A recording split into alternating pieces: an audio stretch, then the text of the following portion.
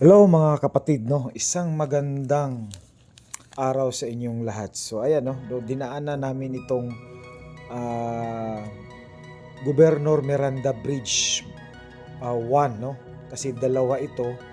Yung isa is yung number 2, yung sa kabila na dinadaanan ngayon. So ito po mga kapatid, ang problema nito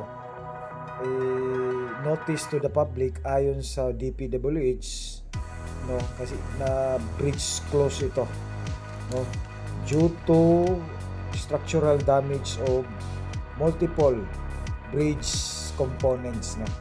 So napakatagal na po, no, ng bridge na ito. I think nung sa college time natin when 2000 o way back 2000 talagang nadadaanan ito. Kung papunta ka ng Davao City, dito ka dadaan papuntang Tagum. So kung papunta naman ng Davao Region, Mati, so doon sa kabila sa Bridge 2. So ayan, no, so medyo tumagilid na ito, kailangan na talaga reconstruction po itong bridge na ito.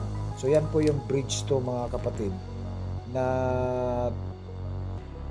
dinadaanan ngayon, no, ng papunta po, no, via papunta ng Mati, Davao Oriental at saka Davao City. Ayan, so yan nakita natin. So napakalaki po, no, ng kailangan talaga baguhin ito dahil po ay napakaluma na, no, ng bridge na ito. Nawala lang kasi yung video natin nung nandun talaga tayo. So tumagilid na ito. So may crack na, nakita natin. Kaso yung video natin aerial na lang dahil nawala talaga. Na-delete ko yung video ko. No, so tumagilid na yan mga kapatid. Kumbaga sa Bisaya pa, nibawg na, no. So delikado na. So dili na siya safety. Hindi na siya safety daanan talaga. So yan, no. Nung 2023, I think nakita ko ito.